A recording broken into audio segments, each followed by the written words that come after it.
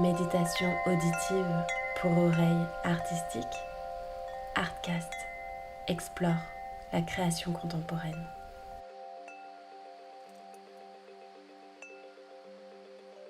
Pénétrer dans l'atelier d'un artiste, c'est un peu comme explorer les coulisses de la création. C'est entrer dans un lieu unique et tenter d'y déceler des indices, de saisir des détails, des informations, pour comprendre le processus créatif de son propriétaire, savoir d'où vient son inspiration et peut-être, avec patience, révéler le secret de ses œuvres. Celui de Mireille Blanc est baigné d'une lumière douce en cette fin de matinée d'avril.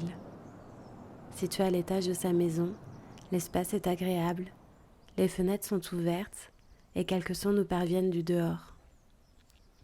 Comme on peut s'en douter pour une artiste peintre, on retrouve un peu partout d'innombrables pots de pinceaux, des brosses, des tubes de peinture, des palettes, mais aussi des livres, des photos, un ordinateur et une imprimante. Sur un mur, un grand drap taché de peinture a été accroché. Les autres sont couverts de toiles peintes, grandes et petites, au sujet aussi varié qu'étrange. Une peau de clémentine, un gant en forme de squelette, des gâteaux, un sweat ou encore des sculptures. Elles ont toutes ce cadrage étonnant qui interroge, cette texture épaisse et généreuse, et pourquoi ces couleurs qui tirent vers le blanc? Déjà, les questions se bousculent dans nos têtes. Mireille nous invite à nous asseoir, et enveloppée par cette douce intimité, l'interview peut commencer.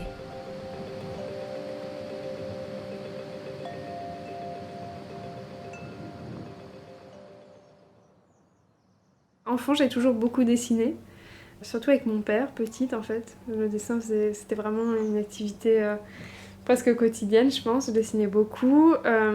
Après, moi j'ai grandi en Lorraine, je viens d'un village en Moselle. Je viens pas d'une famille d'artistes, donc je me suis pas dit petite que je voulais être peintre, pas du tout. C'était un peu inimaginable. Et c'est en fait quand j'étais au lycée, j'étais en terminale scientifique, donc rien à voir avec l'art. Pas de cours de dessin non plus ou de peinture à côté, mais je continuais à faire ça toute seule. Je suis allée aux portes ouvertes des Beaux-Arts de Nancy, et là ça a été un peu la révélation. Je me suis dit que c'était ça que je voulais faire. Et voilà, j'ai tenté les Beaux-Arts de Nancy, et c'est aux Beaux-Arts de Nancy vraiment que j'ai découvert l'art. C'est une école où il y a différentes options, les Beaux-Arts de Nancy. Il y a art, design, communication. Donc les premières années, on touchait comme ça un peu à tout. Et en troisième année, j'ai choisi l'option art. J'ai commencé vraiment à vouloir développer une pratique de peinture et c'était assez compliqué parce que c'était un moment où... Donc c'était en 2003, 2004 et la peinture avait encore mauvaise réputation. C'était très nouveau média, installation, photographie, donc on a regardé un peu d'un mauvais œil le fait que je veuille me mettre vraiment à la peinture. Du coup à ce moment-là j'ai tenté les Beaux-Arts de Paris, et quand je suis arrivée aux Beaux-Arts de Paris dans l'atelier de Philippe Cogniet, là je me suis retrouvée dans un atelier de peintre, sans avoir besoin de justifier le médium et pouvant me poser directement en fait, des questions de peintre. Et voilà, et après c'est un cheminement qui s'est fait comme ça où aux Beaux-Arts, je me suis vraiment consacrée, on va dire, exclusivement presque à la peinture, bien que j'aborde différents médiums comme la céramique qui m'avait pas mal plu. Mais voilà, la peinture s'est imposée. Mais on met un certain temps avant de se dire qu'on sera peintre, même en sortant des Beaux-Arts finalement. Tout ça prend beaucoup de temps, et puis après voilà, on sort des Beaux-Arts, j'ai tenté des résidences, et puis des expos, des salons comme le salon de Montrouge qui ont été importants, et voilà.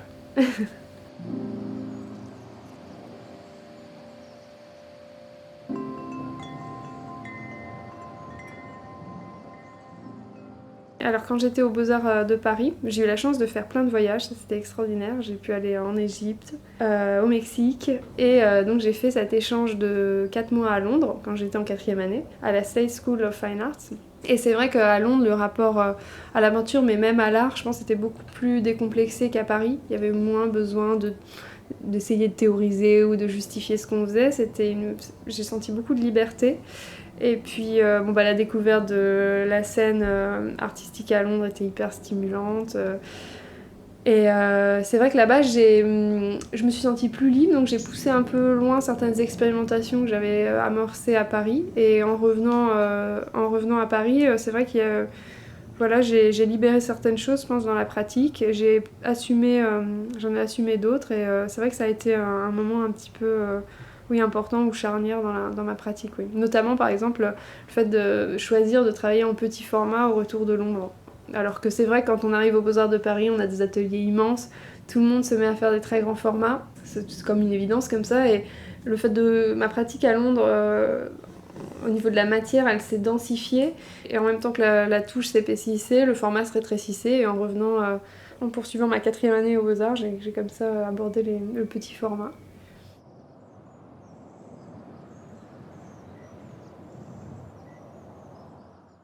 S'approcher revient, épistémologiquement, à délier la pensée et la réalité. C'est ce que montre Bachelard lorsqu'il dit que, dans la connaissance approchée, la réalité perd en quelque sorte sa solidité, sa constance, sa substance. Réalité et pensée sombrent ensemble dans le même néant, et ce néant, c'est en quelque sorte le détail lui-même.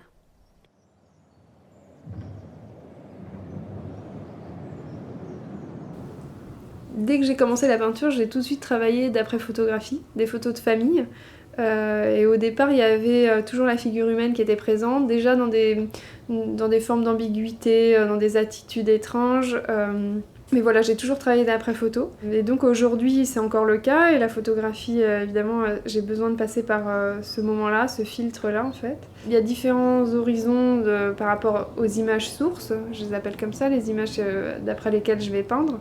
Il y a ou bien les photos de famille, qui peuvent être personnelles ou non. Ça peut être des albums que je vais trouver aux puces ou dans les brocantes. Et il y a mes albums photos. Alors c'est pas tant pour parler de mon intimité, mais c'est là qu'il y a le plus de matière, en fait. Ou bien alors des photos que je prends. Et là, c'est vraiment le hasard d'une rencontre avec un objet dans le quotidien, en fait, dans même la banalité à laquelle je tiens un peu du quotidien. Ça peut être dehors, ça peut être quelque chose... ça m'est arrivé de photographier des objets dans la rue, ça peut être... alors récemment, là, on a autour de nous des peintures avec des gâteaux, ça peut être à une fête d'anniversaire. Voilà, il y a un moment, quelque chose qui va vraiment s'imposer au regard, où je sais que je vais faire quelques photos, en me disant que peut-être ça deviendra des peintures. Donc c'est vraiment toujours... et c'est pareil pour les photos de famille, c'est vraiment la rencontre avec la photo ou l'objet qui est déclencheur d'idées pour une peinture à venir. Donc une fois que j'ai ces photographies, je vais longuement les retravailler sur Photoshop. Donc je travaille le cadrage, les couleurs aussi. Il y a souvent plusieurs photos, donc il y a le temps de choisir l'angle, le point de vue qui va m'intéresser. Et donc il y a ce temps-là de travail sur l'image. Et après, une fois que j'ai mon document, je l'imprime sur mon imprimante de mauvaise qualité. Non, mais je tiens à ce document comme ça assez pauvre pour pouvoir justement, j'ai pas besoin de zoomer pour aller dans des choses très précises. J'aime bien avoir assez de liberté par rapport à l'image de départ. Même si par exemple le cadrage est pensé au centimètre près, souvent les objets sont coupés ou voilà, le cadrage est prévu au moment où je peins, et donc après c'est vraiment l'image de départ qui va imposer le format, que ce soit grand, petit. Ça c'est assez intuitif, c'est un peu comme le choix d'un sujet, c'est quelque chose vraiment qui s'impose à moi. Et puis une fois que j'ai déterminé mon format, après donc c'est que des formats non standards, donc j'ai mon rouleau de toile, je découpe mon format, et après seulement je peux commencer à peindre. Et donc la phase de peinture, évidemment. La phase de peinture, donc je travaille à la peinture à l'huile. Parfois il y a des ajouts de spray dans des derniers gestes, en fait.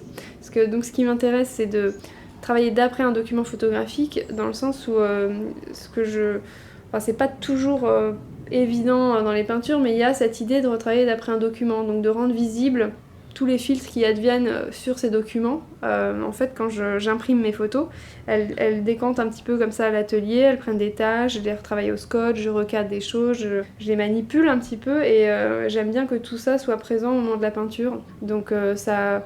Voilà, quand je parle de spray, c'est dans les dernières touches qui viennent comme ça, un peu mettre à distance le sujet, pour montrer que ce que je peins, c'est pas tant le sujet que déjà sa reproduction en tant que document ou photographie, en fait.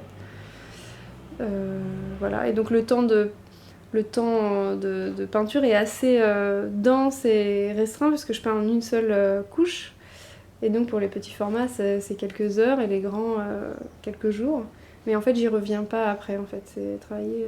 J'ai besoin de travailler dans le frais pour que chaque partie, chaque endroit de la peinture puisse être travaillé, que tout puisse se mélanger.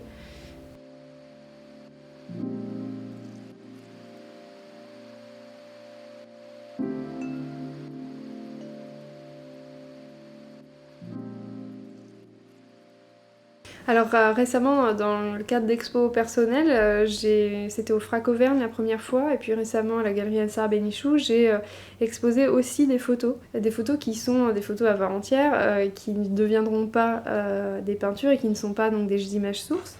Donc c'est un médium que j'aime énormément, mais moi j'ai besoin, avant de peindre, de passer par la photo, parce que je pense pas mes peintures en termes de composition, c'est vraiment en termes de cadrage, donc vraiment un regard photographique qui vient comme ça couper l'objet, voilà, le cadrer vraiment. Et j'ai besoin de passer par la photo comme un filtre avant de peindre, mais pour moi la peinture c'est comme...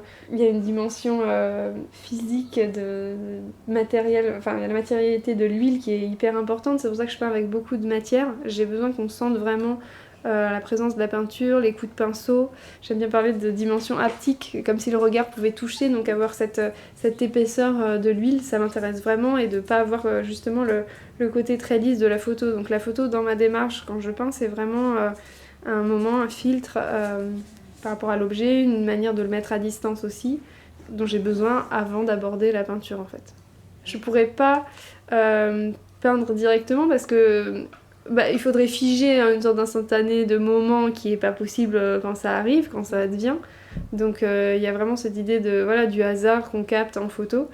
Et puis prendre l'objet, je l'ai fait une fois ou deux, justement au moment des Beaux-Arts, de poser l'objet devant moi, mais il y a un truc où il y a un cadrage un peu indéterminé et j'ai vraiment besoin du cadrage photographique.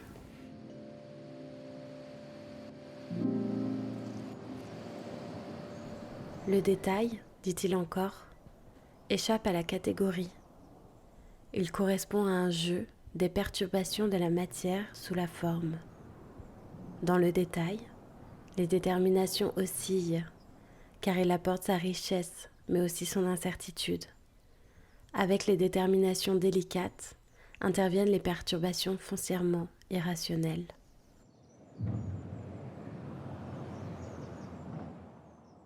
Au départ, il y avait toujours la présence de la figure humaine, et petit à petit, elle a été comme ça écartée. Mais finalement, je pense qu'elle est toujours présente par son absence, manifeste en tout cas, puisqu'on a toujours des bouts de corps, enfin pas toujours, mais dans certaines peintures, même s'il est question d'objets, on va avoir des morceaux de corps, des bouts de poignets, des bouts de bras, des morceaux de cou. Mais ce qui m'intéresse, c'est pas tant le portrait, mais c'est plutôt cette idée d'objet. Alors, s'il y avait un genre peut-être pour circonscrire le travail, ça serait celui de la nature morte. Mais voilà, il y a quand même toujours la question du corps. Et puis aussi dans l'idée d'objets faits main, que sont les gâteaux ou de jouets, ou alors la question aussi du leurre. Et là, je pense aussi au corps, puisqu'il y a j'ai fait plusieurs peintures avec des masques. Là, on voit une forme de main, gant, un squelette, par exemple. Donc, il y a toujours j'aime bien qu'il y ait des passages entre la choséité et la figure. Après, c'est vrai que je m'intéresse vraiment à l'aspect comme ça énigmatique des choses, du réel. C'est souvent des objets qui vont m'interpeller pour leur étrangeté, leur aspect comme ça énigmatique, et que je vais d'abord photographier avant de les peindre. Ce que j'aime bien, c'est quand il y a ce moment où les choses nous apparaissent différemment, comme un vu, comme qu'elles apparaissent soudainement. C'est quelque chose d'assez qui advient et qui est soudain et qui est imprévisible, et j'aime bien cette dimension-là. C'est vraiment ce que je recherche et ce que je tends après à retravailler en peinture. L'étrangeté en fait des choses. Voilà. Et j'aime bien toujours par rapport au sujet, alors il y a évidemment je parle des objets, mais c'est pas toujours... Enfin, il y a des objets qui sont immédiatement reconnaissables et d'autres qui échappent, et comme ça cette ambiguïté du visible, le temps comme ça de la montée à la vue, j'aime bien parler de ça, que tout ne se donne pas immédiatement et que parfois Il faille forcer comme ça le regard pour que l'objet se révèle et apparaisse. J'aime bien que la réception ne soit pas toujours la même. Par exemple, qu'on me demande, je pense à une toile qui est là en ce moment à l'atelier, où tout le monde ne voit pas la même chose, et voilà, cette étrangeté m'intéresse et je la recherche vraiment en fait.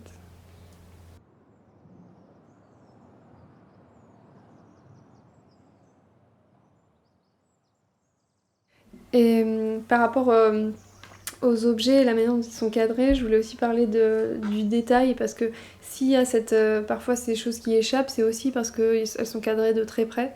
Et donc c'est vrai que dans cette notion de détail, il y a quand même toujours quelque chose comme ça qui va déborder du cadre, ou le fait de s'approcher fait qu'on perd un peu le sens et le contexte. Et vraiment, voilà, le fait de... Ça met un peu comme si on mettait un peu la vision en péril, et j'aime bien travailler sur des plans très serrés. Et donc c'est souvent des choses fragmentées, vues comme ça en s'approchant. Donc tout ça, ça joue dans cette idée de faire échapper un peu le sens et de pas comprendre immédiatement ce à quoi on a affaire. C'est vrai qu'il y a ce lien à la mémoire. C'est vrai que j'ai fait pas mal de peintures d'après des photos. Par exemple des suites, je pense que c'est pas une série parce que je travaille pas par série, c'est plutôt des ensembles de peintures ou des choses qui reviennent en termes de sujet. Mais donc des suites, c'est des photos des années 80 avec des suites à motifs assez improbables. Il y a comme ça quelque chose d'un peu kitsch où j'aime bien être à la limite, donc à la limite d'une forme de mauvais goût parfois. Et donc le lien à la mémoire, il se fait comme ça, avec des choses que chacun peut percevoir, mais qui sont pas forcément directement liées à ma propre mémoire. C'est plus l'idée d'un passé commun. Et ce lien à la mémoire, il se fait aussi par les couleurs, hein, parce que j'ai tendance à désaturer, tirer un peu, déjà au moment où je travaille sur l'ordi, à tirer un peu mes couleurs vers la désaturation, vers le blanc, vers le gris. Et ça serait un peu la tonalité comme ça affective de la mémoire. Et donc de choses qui sont un peu déjà en proie à leur disparition en fait. C'est vrai qu'on est souvent, on peut être... Là par exemple, ce suite-là, une des dernières peintures qui est à l'atelier. On est donc à l'atelier face à une des dernières peintures réalisées qui est... J'avais fait d'ailleurs un dessin il y a... l'année dernière je crois. Donc parfois les photos vont m'amener à travailler le sujet en dessin, en fusain sur calque, et puis quelques mois après en peinture, ou parfois c'est l'inverse. En tout cas les dessins ne sont pas préparatoires. Mais donc le dessin existait avant la peinture. C'est un cadrage encore une fois très serré où on ne voit ni le visage ni les mains, on voit juste des morceaux de poignet et un bout de cou. Et on a un suite avec un personnage, mais qui... le sweat étant porté, puisque c'est un enfant au départ qui porte ce sweat, le personnage comme ça se brouille et ça devient quelque chose d'un peu informe. Et donc c'est vraiment ce qui m'intéresse, comme ça, un sujet qui se perd, qui échappe. Et c'est un sweat qui est une photo qui était un peu surexposée, donc certainement liée au coup de flash, sur un vêtement déjà très clair, blanc, jaune pâle. Et donc on a une peinture comme ça très blanche. Voilà, c'est vrai que quand je retravaille d'après des photos de famille, j'ai tendance à les refotographier, donc parfois au flash, donc ça réinjecte de la lumière. Donc on a comme ça des objets, des figures qui sont un peu rongées par la lumière. On retrouve un petit peu, pour moi, quelque chose de lié à la mémoire ou une forme de passé là-dedans.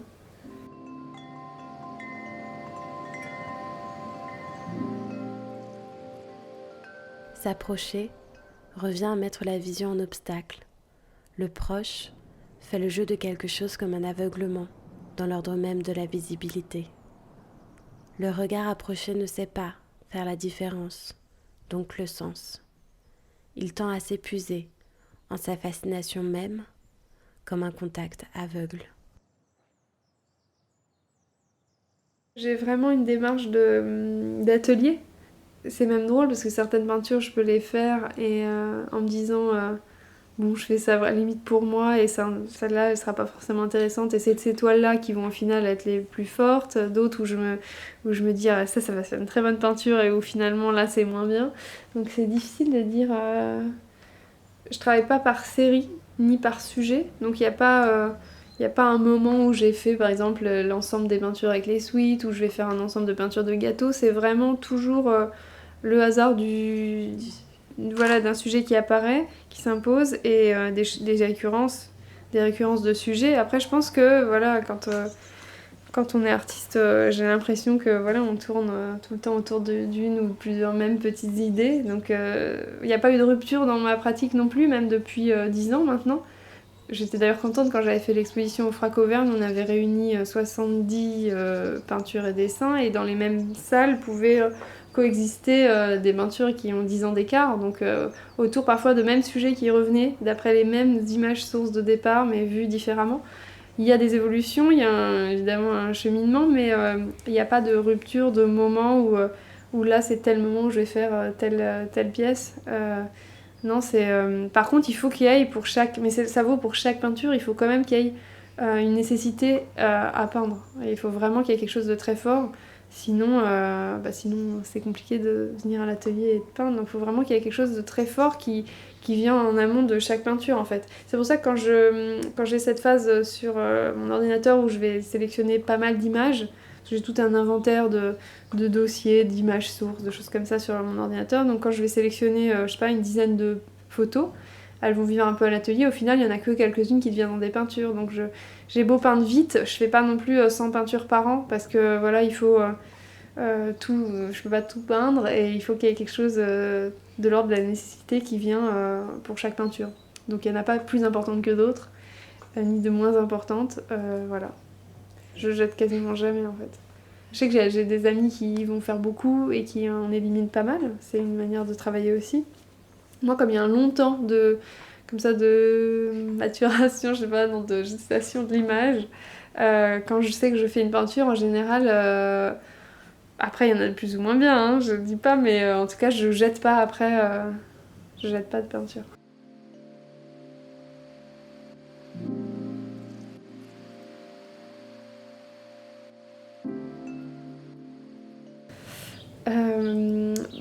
Par rapport voilà, au choix à un moment d'un sujet, ça c'est vraiment c'est l'imprévisible qui arrive en fait, et c'est ce que je trouve aussi fascinant dans la pratique artistique, c'est que voilà, c'est un moment, là je travaillais sur mon ordinateur et il y avait cette peau de clémentine, donc la grande peinture dont on parle s'appelle Peau. Et il y avait un jeu de pas de drapé, mais de papier chiffonné à l'arrière. Il y avait la clémentine ouverte comme une sorte de fleur.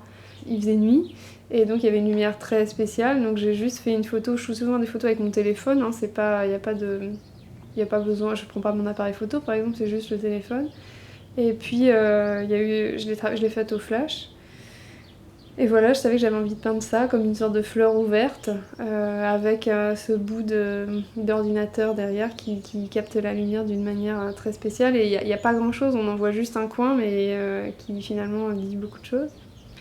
Et voilà, c'est difficile, hein, c'est vraiment un sujet, quand je dis qui s'impose, c'est vraiment ça. C'est un mélange de plein de choses. Il y a des sujets qui donne envie d'être peint. C'est le cas avec les gâteaux, quand j'aime beaucoup rejouer l'idée d'une pâte, d'une crème, d'un nappage avec l'huile, qui en soi, comme je la pratique, je mets pas de médium ni de térébenthine, c'est vraiment une pâte épaisse. Donc il y a un truc un peu comme ça, une sorte d'évidence à peindre de cette manière-là certains sujets. C'est comme les objets qui jouent spécialement avec la lumière, les objets en céramique. Il y a un truc où c'est vraiment des sujets de peinture parfois. C'est très étrange ce qui nous amène à vouloir peindre tel ou tel sujet. C'est un peu difficile à vraiment expliquer, si ce n'est que voilà, à un moment donné, il y a un sujet qui va s'imposer et voilà, je vais choisir d'en faire une peinture. Et pour parler du moment de peinture, oui, il y a un truc où on perd un peu la notion du temps, évidemment. Ouais. Au-delà même de la matière du sujet, il y a vraiment l'idée de dire qu'en fait c'est de la peinture. C'est pour ça que je parlais d'usage du document, dans le sens où même si là on voit un buste en marbre, c'est le document photographique que je peins avec ses taches, ses aspérités, ses coups de spray. Parfois il y a par exemple la peinture d'à côté où on a l'arrière avec un chignon, l'arrière de la tête avec des taches d'eau qui viennent à la surface de la photo, du document source, et qui sont rendues visibles en peinture. Et donc voilà, ça met à distance le sujet et ça dit que ce qu'on regarde, c'est déjà la représentation par la photographie d'un sujet. Mais après, et donc j'ai besoin que tout soit traité de la même manière, c'est-à-dire que ça soit le fond, un détail, quelque chose de plus signifiant. J'essaye de tout peindre avec la même pâte, avec la même texture. Même si évidemment on sent que les coups de pinceau viennent peut-être souligner parfois la forme d'un objet, mais en tout cas, d'un bout à l'autre de la peinture, c'est traité de la même manière. Et j'aime bien travailler, oui, il y a un truc un peu comme ça, pour moi qui est super agréable de travailler dans l'épaisseur et dans une pâte comme ça crémeuse. Ouais, je cherche pas du tout à être dans quelque chose de lisse. Non, j'ai besoin donc je travaille aussi avec des brosses, avec des poils durs pour que tous les coups de pinceau soient visibles. Bloch n'en a pas moins cerné, admirablement, la question de la vision rapprochée, comme imprécision résidu ou reste d'obscurité propre à l'instant qui se vit. Mais dans les expos perso, j'aime vraiment bien réfléchir au vide laissé entre les peintures, aux liens qui vont se faire entre deux images. Voilà, c'est quelque chose qui m'intéresse beaucoup. Alors ça, c'est vrai que la question de l'accrochage, elle est hyper importante parce que évidemment le sens n'est pas le même entre deux œuvres, entre qu'est-ce qu'on montre à côté de quoi. Donc ça, c'est quelque chose que j'aime vraiment faire, mais encore une fois, ça va être la même démarche super intuitive qui est difficile à expliquer. C'est juste parfois il y a deux peintures qui vont fonctionner l'une avant, l'une après l'autre, l'une à côté de l'autre, parfois créer des rapprochements, mais même entre différents médiums, entre une peinture et un dessin, entre une peinture et une photo. J'aime bien aussi qu'on passe d'un très grand format à un tout petit, que le rapport au corps soit pas le même, qu'il y ait ce besoin de se rapprocher et d'autres fois de prendre du recul. Parfois je joue aussi sur des questions de hauteur, d'accrochage comme ça en constellation, et puis de choses parfois plus linéaires. Voilà, mais tout ça se fait au moment vraiment de l'accrochage parce que comme je travaille pas par série, c'est rare que j'ai travaillé même en termes d'exposition. C'est vraiment, le travail se fait à l'atelier. Et puis à un moment donné, quand je prépare, je sais qu'il va y avoir une exposition. Bien sûr, je sais quelle peinture je vais montrer, mais une fois qu'on est vraiment dans l'espace, je suis très mauvaise pour prévoir, j'ai jamais fait de plan de maquette. Parfois je fais des essais sur Photoshop, mais on se rend compte que quand on est dans le lieu en vrai, ça n'a rien à voir. Donc c'est vraiment au moment de l'accrochage et c'est vraiment hyper excitant et stimulant ce moment-là où on se rend compte parfois de la surprise de voir certaines peintures à côté ou de se rendre compte que certaines peintures ont besoin de beaucoup d'espace, beaucoup de vide. J'aime beaucoup ce moment-là, ouais.